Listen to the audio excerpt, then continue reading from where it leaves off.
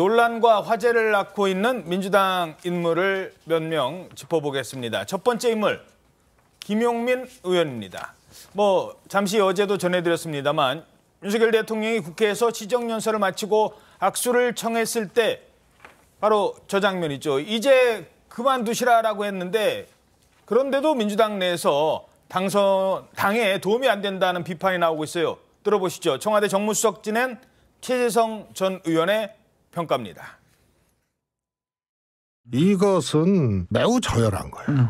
강성 지지자들은 환호할지 몰라도 어차피 총선은 중독 게임 아니에요. 저는 김용민 의원 같은 분은 민주당의 구성원으로 정말로 계속 마이너스 되는 짓만 했어요.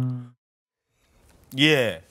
자, 당내 비판을 의식했던 걸까요? 김용민 의원 그만두라는 것에는 국정기조를 그만두라는 의미였습니다. 이렇게 또 뒤늦게 수습하는 모습을 보이기도 했습니다. 근데 제가 이제 그만두시라고 표현한 거는 복합적인 의미가 있어요. 말씀하신 것처럼 이제 국민들의 퇴진 요구 목소리를 전달하는 이제 그만두셔라라는 의미도 있고요. 예. 민주당이 끊임없이 얘기했던 국정 쇄신 요구가 있거든요. 예. 그 대결과 강경 일변도로 막 계속 나가는 이 국정 기조를 그만두셔야 된다. 네.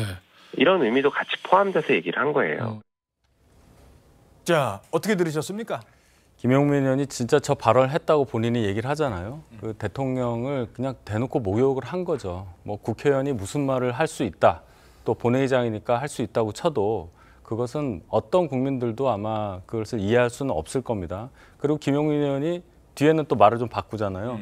비겁한 거죠. 본인도 어느 정도 여론의 역풍을 아니까 그 정도를 하는 건데 그동안 김용민 의원이 3년 반 넘게 의정활동을 하면서 보여줬던 여러 가지 말들, 최재성 전 의원이 지적할 만큼 민주당에서조차 마이너스로 보고 있는데 국민들은 어떻게 보겠습니까?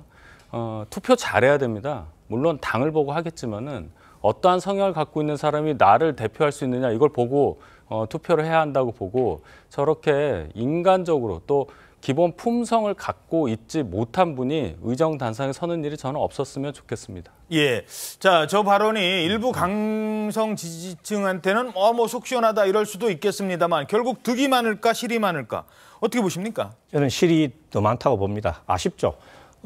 강성 지지층의 마음을 대변한다 이 말도 분명히 전혀 그게 없는 건 아니지만 저는 분명히 지금 저희들이 이제 총선이라는 중차대한 지금 큰 일을 앞두고 있는데 저렇게 할 경우에 중도층에서 과연 어떻게 반응할 것인가. 그래서 이제 국힘과 어차피 저희들이 협치를 하기로 약속을 하고 지금 어느 정도 그런 무드로 가고 있는 마당에서 대통령이 왔는데 그래서 저쪽에서 변화했으면 저희들도 변화된 모습으로 보여줘야 되는데 저희들이 계속 관성을 유지하면서 옛날 저희 그런 방식을 유지하는 것은 바람직하지 않다 저는 이렇게 봅니다. 예, 알겠습니다. 자, 다음으로 짚어볼 인물은 안민석 의원입니다. 자, 오늘자 동아일보 14면 보시겠습니다.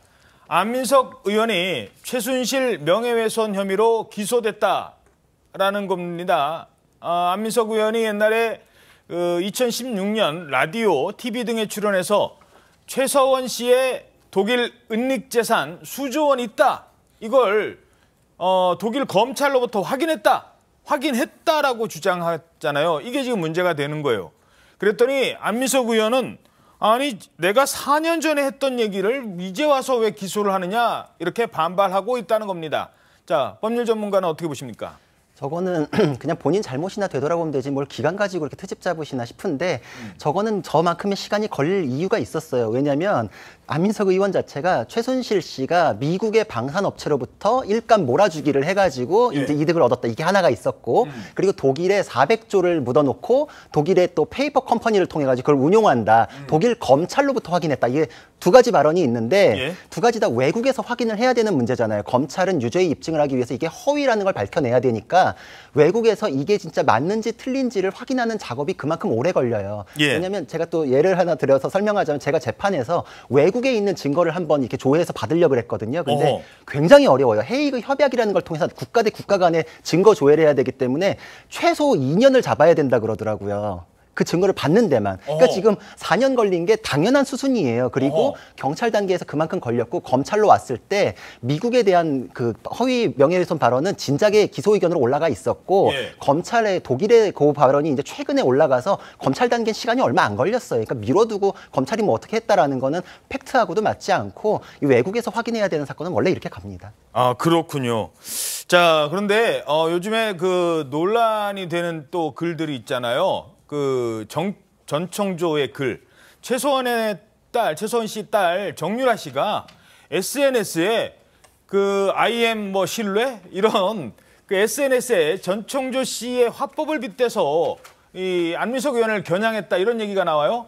예, 지금 저대로 읽어드리면 저 300조 있는데 결혼하실 분 독일에 있는 수백 개 페이퍼 컴퍼니 물려드리겠다 이렇게 얘기하면서 IM 진지예요. 뭐 저런 얘기를 썼는데요. IM 진지예요. 저게 이게 전 펜싱 국가대표 선수인 남현희 씨의 이제 애인으로 알려져 있죠. 전청조 씨 발언을 인용한 겁니다. 이제 전청조 씨가 영어를 막 섞어서 이게 콩글리시인지 모르겠는 이제 표현들을 많이 쓴 건데 저게 지금 인터넷상에서는 거의 밈 수준으로 이제 유행을 하고 있거든요. 예. 근데 그걸 이제 최소원 씨 딸이 이제 패러디를 하면서 저런 말을 한 이유가 민주당 안민석 의원이 한창 이제 국정농단 사건에 대해서 이제 폭로를 할 때 이 안민석 의원이 그 박정희 전 대통령이 당시에 가졌던 재산이 8조 정도 되는데 그게 지금 돈으로 환산하면은 300조가 넘는 규모다.